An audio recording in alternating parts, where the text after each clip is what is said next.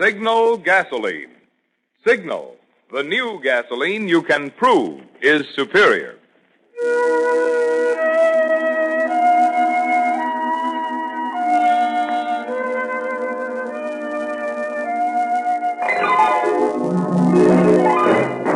The Signal Oil Company and your neighborhood signal dealer bring you another curious story by The Whistler. Tonight, Death Laughs Last.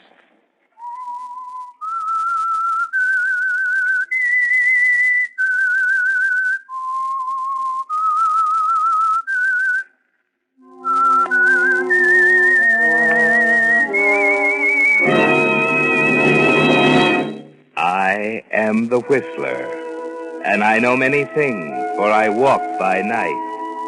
I know many strange tales hidden in the hearts of men and women who have stepped into the shadows.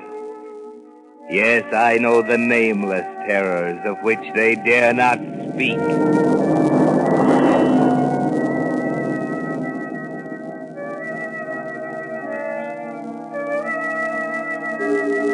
Clint Garvey had never been the same after the death of Eddie Lamar. Eddie was his closest friend. They'd gone to school together, come up from the streets into the big time side by side. Their partnership had been a profitable one. Eddie had plenty of money. There were no domestic troubles. His health was good. And Clint had always seemed puzzled as to why a man like Eddie would commit suicide. It just wasn't in the cards. Still, no matter how much pressure Clint put on the police department, their answer was always the same. You forget it, Garvey? It was suicide. The coroner says so, the police surgeon says so, and I say so. You could still be wrong. Oh, look. It's been a year now. 1 year this month since we went on the case. We've gone into every angle. We know Lamar's past like a book. The records fill 2 file drawers down at the bureau. And everything we've got says it's suicide. Why won't you forget it? Because I knew Eddie Lamar better than all of you, and I know he wasn't the kind of a guy who bumped himself off. That's why. What do you know about the inside of his mind? We got a million cases just like it. Guy comes home happy, kisses his wife, not a care in the world, bingo, puts himself away. Not Eddie. You're off the beam, Sergeant. I'm sorry, Clint. We're closing the case for keeps this time. There's nothing more we can do. Ever made a mistake, Sergeant? Not very many. Check the record. This department is a pretty high batting average, Clint. There hasn't been a single unsolved murder in the books for the past 18 months. Oh, come on, Sergeant. You're not trying to tell me that Just for check the record. It's all there in black and white. Well, I better get going. Do at the desk in 20 minutes. I'm sorry, Garvey. You're a smart boy in your own line. But you better let us make the decision when it comes to murder. It's our business. So long. So long.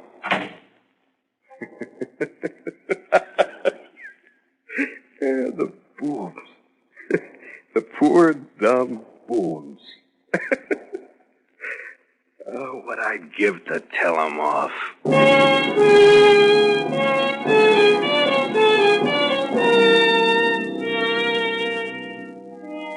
Yes, Clint.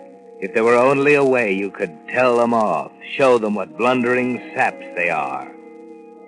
It was a perfect crime, wasn't it? So perfect that for the past year you've had a wonderful time playing with them, watching them stumble, goading them on, almost daring them to discover how Eddie Lamar really died. Yes, Clint, it was a new kind of sport, full of thrills and danger. But you knew you were safe, because it was so perfect. No loopholes, no loose ends. You thought of that when you killed him. How you'd love to tell the public the real story of Eddie Lamar and then lean back and laugh with the rest of them while Chief Bradshaw and his clowns crawled into their holes. But that's the trouble with a perfect crime, isn't it? You can't tell anybody. You've just got to sit back and smile and boil a little inside. And then, one Saturday night on the highway north of San Diego, your lights pick up a hitchhiker at the edge of the road. Where to, buddy? Stick 'em up. Hey, wait a minute, pal. You don't know... You heard what I said. Stick 'em up. Okay. Now, get out of the car.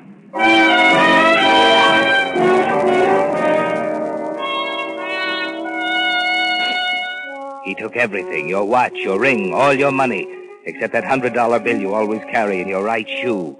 Left you on foot 10 miles from Chalmers Cove, the nearest town. Nothing to do but wait for morning in a haystack near the highway. You were boiling mad, weren't you, Clint? Didn't feel much like talking when that breezy truck driver picked you up the next morning. I'm always glad to give a guy a lift. Against company rules, of course, but, well, you know, it gets darn lonesome pushing one of these six-wheelers all day. Always manage to find a ride of nights, too. That's when you need a guy to talk to. Yeah, it keeps you from dropping off like that guy did last night. What guy? I just heard about it back at the station. Guy must have fell asleep at the wheel. Drove off a graded curve. Yeah, killed him dead. Car burned to cinders. Some guy from Frisco. Mention his name? Yeah, Garvey. Made a note in my mind without thinking. Garvey. That's gravy spelled backwards. See? Wait a minute. Hold it. I think I'll go on to San Diego. Change my mind. You can let me off here at Chalmers Cove.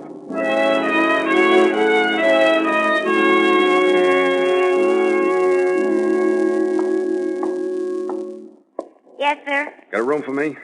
Yeah, I think so.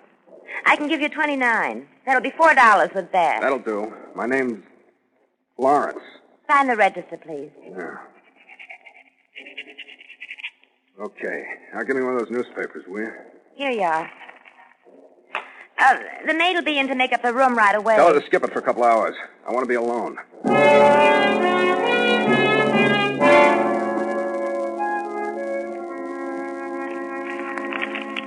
The body was burned beyond recognition, but police confirmed identification of Garvey through articles of jewelry discovered in the wreckage.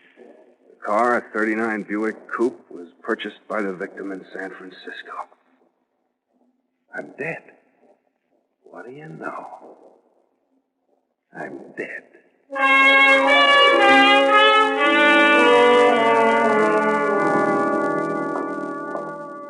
Say, clerk. Yes, sir? How does the mail run around here? I mean, tomorrow being a holiday. It'll be picked up Tuesday morning at 9. When was the last pickup on Saturday? Let me see. Was it 5? Yeah, that's right. 5 o'clock Saturday afternoon. I see. Your mind's going a mile a minute, isn't it, Clint? A whole year of talking to yourself, of chuckling in private at the stupidity of Bradshaw and his homicide detail. And now it's laid right in your lap. You think it through carefully alone in your room. They can't execute a dead man. And as far as their records go, you were killed Saturday night. A confession letter would knock the props out from under Bradshaw, wouldn't it? A letter from a dead man telling the citizens what a bunch of clowns they've got in the police department. A letter mailed to Jerry Slade of the San Francisco Times-Star, Bradshaw's #1 enemy. Beg your pardon, clerk. Oh, yes, sir. Where'd you say the mailbox is? There's one down the road at the next corner. Right by the Signal Oil Station. Thanks. You can leave it here at the desk if you No, like. I want to put this one in the box myself. It's kind of important.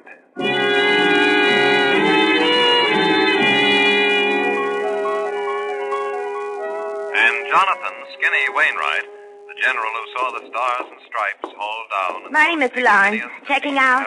Checking out? It's Tuesday. You Oh, said... yeah, and I changed my mind. Think I'll hang around a while longer. Changed your mind, huh? Yes. Any idea how long? Can't tell. It all During depends. the 3 I intolerable see. years he spent as a prisoner of Isn't the it Japs. that? It's the greatest Great day news, of all huh? in the life of Yeah. Skinny Wainwright.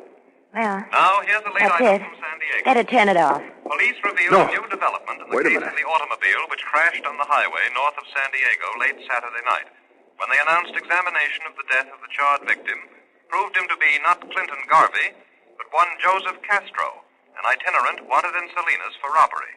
It is believed that the car, registered to Garvey, had been stolen.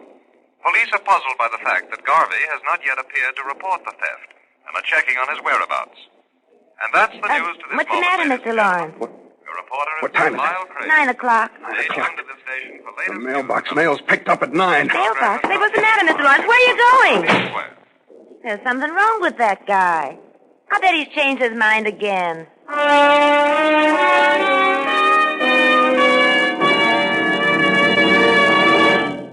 Could you describe how an olive tastes to a friend who's never eaten one? It'd be a pretty tough job, wouldn't it? Because an olive is so different from any other food. And that's the same fix I'm in when I try to describe new Signal gasoline. This great new super fuel is so superior, you really have to try it to believe a gasoline can make such a difference in driving. But I can promise you this. With your very first tankful of new Signal gasoline, you'll see the difference. Yes, and feel it, and hear it, too. Here's what I mean. With new Signal gasoline in your car, when you touch the starter, you feel your motor spring instantly to life. When you step on the accelerator, you see your car step ahead with pickup that makes you proud. And even when your motor is working hard uphill, you hear it purr contentedly. Proof of Signal's higher anti-knock. What's more, because you'll be shifting less, and shifting wastes gasoline, you know, you'll enjoy more high-gear miles, actually go farther than ever with new Signal gasoline. No wonder there's been such a swing to Signal. No wonder so many folks are saying, I didn't realize how much pleasure driving could be till I tried new Signal gasoline. And now, back to the Whistler.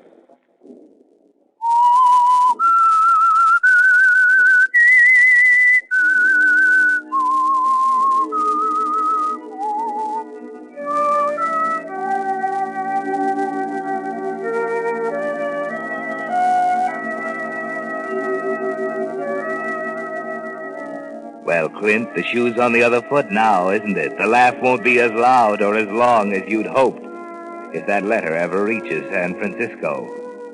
Yes, if it gets there, you're a dead duck, and you know it as you race pell-mell down the side street in Chalmers Cove toward the mailbox you dropped it in last night. 9:05, the pickup scheduled for 9 o'clock. Maybe the truck will be late, you keep telling yourself. Yes, it's pulled up at the box as you turn the corner. Hey, wait a minute. Huh? What's wrong? Listen, this letter I mailed last night. Yeah? I don't want to mail it. I changed my mind. I got to get it back. Where'd you mail This it? box right here, last night. Well, can't get it back against department regulations.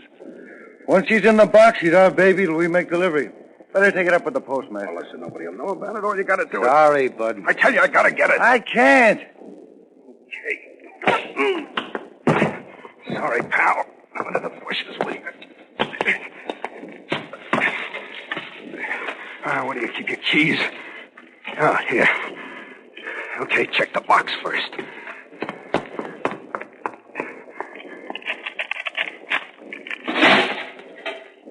Empty. Oh, he's already got it in the truck.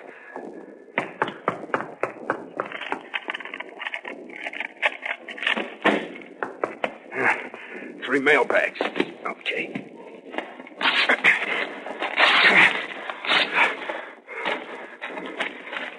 Canceled. It's all incoming. Oh, maybe the others.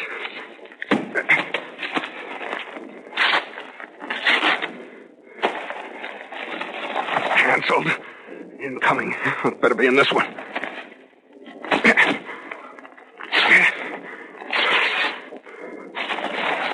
Oh, this is incoming, too. It's been picked up by another truck. Wait a minute. The post office. Yeah, the Los Angeles post office. I still got a chance.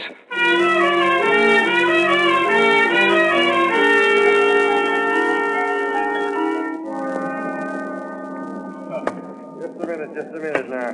Now, what was that again, ma'am? You say you left a request at home? He's writing me each week for 6 weeks, wanting always 1 can mixed nuts. Yeah, but you gotta have the letter with you on all overseas packages. Pardon me, Chief. There's something I want to ask. Yeah, wait your turn, will you, pal? What was that, lady? Well, it'll only take a second. I just want to I said wait your turn. Now, lady. 1 package mixed nuts I'm sending in weekly to Okinawa Island. Yeah, I know. But you can't send a package that size without a written request. It's home, I'm telling you. Today my husband Look, is Chief, you gotta tell me. Say, what's eating you? Take your time, will you? Now, look, lady. Who'd you give the nuts to here at the counter last time? Over there, him. Oh. Hey, Kelly. Hey. He's on the phone. Wait a minute. He'll be through. Yeah? What do you know? Well, just a minute.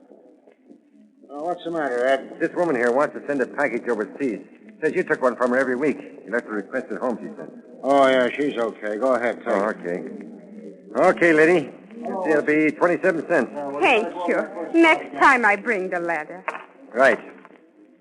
Now, what can I do for you, pal? Listen, I sent an airmail letter this morning from Chalmers Cove to San Francisco. What plane will be on? What time did you mail it? It was picked up at 9, maybe a little before. I'll be on flight 6 out of Burbank. Leaves at noon. Thanks. Thanks a lot. Oh, what do you know about that, Ed? What? I had a mail robbery down the line this morning. Yeah? Where? Chalmers Cove. Chalmers Cove. Hey, wait a minute. Now, where'd that guy go to? Oh, what's the matter? Take the window, Kelly. I got a phone call to make.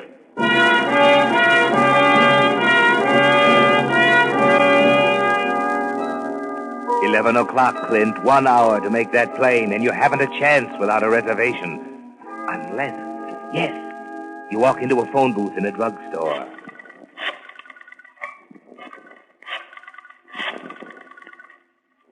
There's a chance it might work. I gotta take it. Hello, Pacific Airlines. This is the Army Priority Board. A civilian passenger for San Francisco will arrive at the airport in a half hour. J.G. Eastlake. Yeah. Give him a 2 priority on flight 6 at noon. Right. Thank you.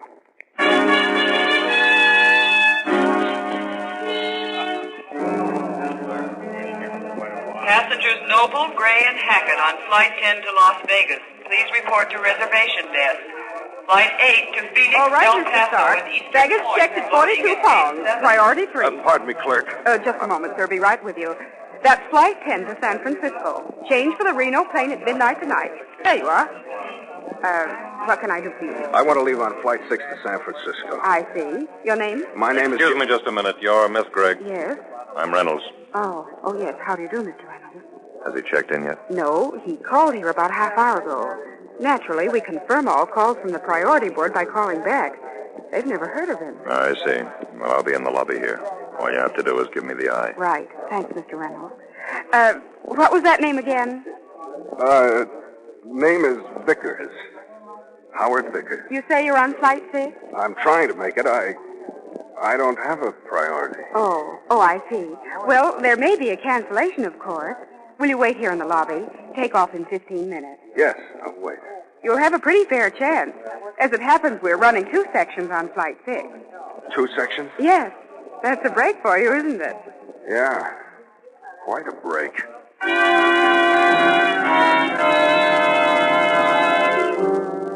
2 sections, Clint, both of them carrying mail. You can see the trucks out there on the strip now, loading it on both planes. Even if you make it now, you've only got a 50-50 chance.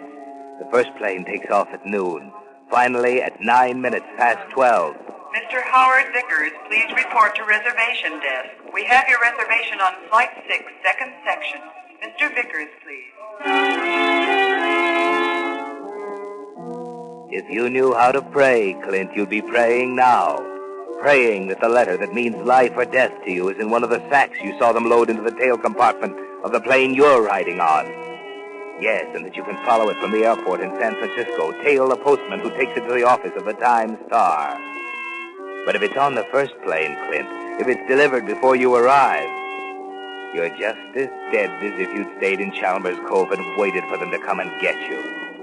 You need a break, Clint, a good, healthy break. Then at 1:30. Fasten safety belts, please. There's nothing to worry about. What's the matter, Fasten safety sir? belts. You got motor trouble or Fasten something? safety belts, please. We're going to land. There's absolutely no danger. We've simply run into a storm and we're landing until it blows over. But where are we? We just passed over the Salinas. It may be necessary to spend the night here. A company limousine will pick you up and take you to a hotel. Just relax. We're landing now. Stewardess. Yes, sir? What about the first section, up ahead? Well, I couldn't say, sir. They may be through the storm. They'll arrive in San Francisco before we do. Well, maybe. I don't know. I'll try to find out for you later.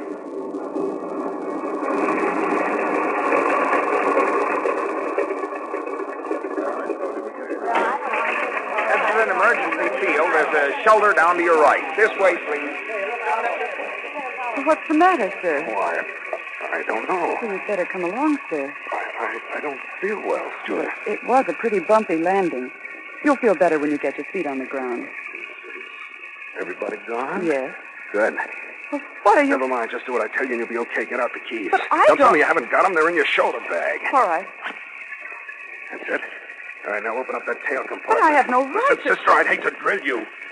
I don't want to play games. See, now get back there and open it up. All right, all right.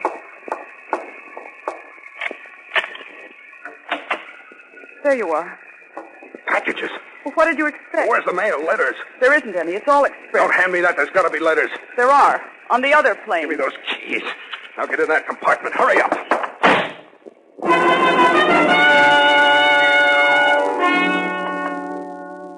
You're pretty panicky, aren't you, Clint? There's no way out of it now. For once, you don't know what to do. And just as you're about ready to give up... A train. If I can make that train. It's a quarter mile along the edge of the field of the tracks. A car is pulled up on the highway at the grade crossing. That's a better idea, isn't it, Clint? A car. Hey! Hey, you! Hey! Yeah? What's that? Wait a minute, will you? Wait a minute! Sure. What's the matter, mister? Had a wet, ain't you? Never mind that. Get out. What you talking I said about? get out or I'll blow your head off. Hurry up. Oh, yeah, sure. I didn't see All right, that. beat it. Yeah, mister, sure, I'm going. I'm going.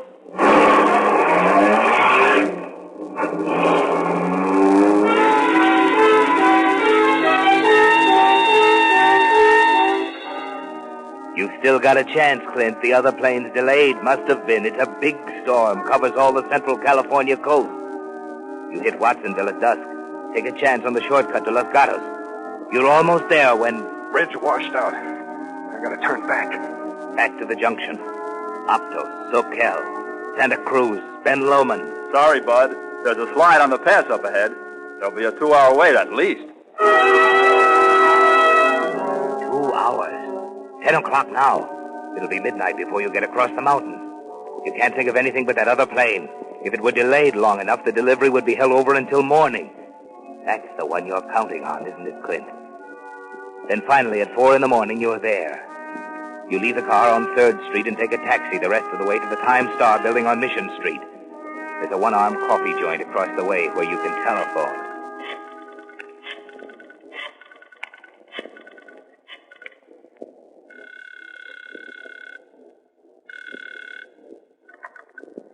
Pacific Airlines. Listen, I want some information. Yes, sir. About Flight 6. What's your destination, please? Incoming Flight 6 yesterday from Los Angeles. What did you want to know, sir? Did it arrive here? Well, Flight 6 from Los Angeles yesterday was in 2 Yes, sections. I know it was in 2 sections. One was grounded north of Salinas. I want to know about the other one, the first one. Just a moment, please.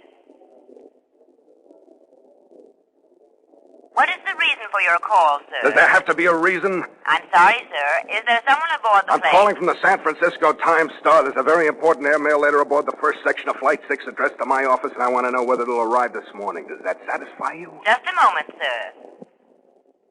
The first section of Flight 6 arrived an hour ago. Your letter should be in the 8 o'clock delivery. Thanks.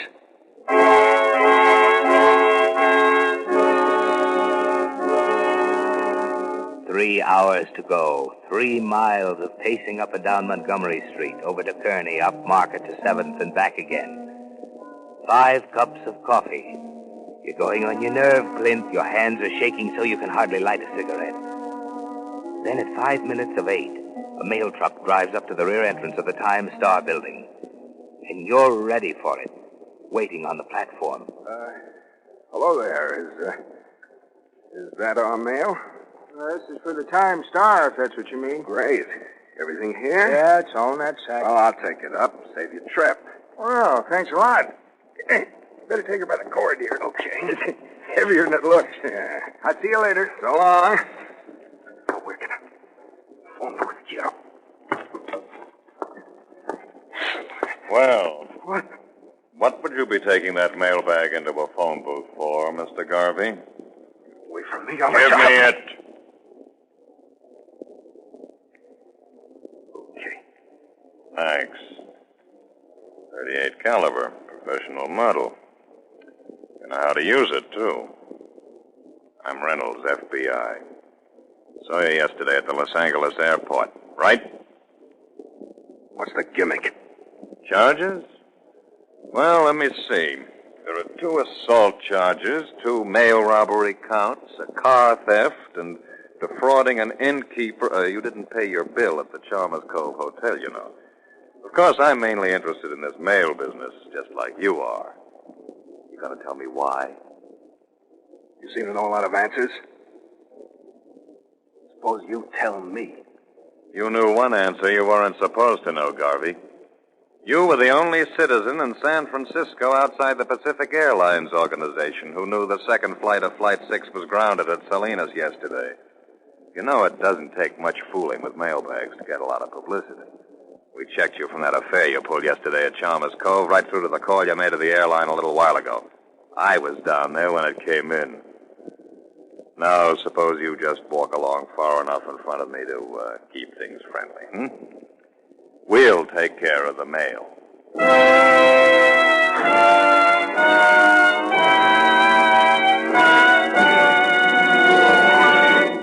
The Whistler will return with a strange ending to tonight's story in just a moment. Meantime, a word about two important items that have been making news recently. One, the atom. And two, new signal gasoline. No, I'm not going to tell you there's atomic power in new signal gasoline. But recent developments in atoms actually did make possible this great new motor fuel. And I'll tell you what I mean. You see, science has long known that gasoline is composed of molecules, and each molecule is an arrangement of atoms. The way those atoms are arranged determines just how much power you get from the gasoline. In old-style gasolines, the molecules were left just as nature made them. But recently, certain chemists found out how to take gasoline molecules apart, then rearrange the atoms in an entirely new way. The result is new signal. The new gasoline you can prove is superior. Not just a pre-war quality motor fuel. Not just old-style gasoline improved, but an entirely new type, super fuel, with performance so immediately apparent you feel it, see it, hear it. Yes, with new signal in your tank, you actually feel your car get young again. And the easy way to prove it? Just drive into one of the friendly stations displaying Signal's familiar yellow and black circle sign and say, fill her up with new Signal gasoline. Now, back to the Whistler.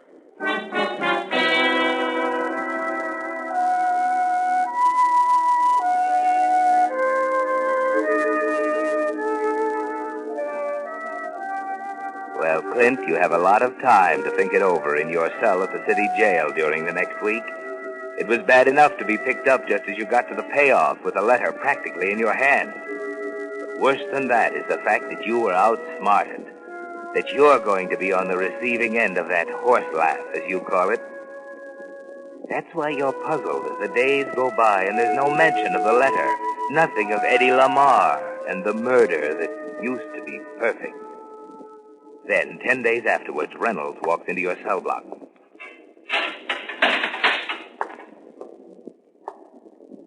Hello, Clint. Hello. We got it. What? The letter. Took you long enough. Yeah. Slow service. Why you been holding it? We haven't? Oh, wait a minute. It wasn't in the sack, Clint. Where was it? Back at Chalmers Cove, a hotel. What? You're a little behind the times, Clint. The airmail rate is 8 cents, not 6.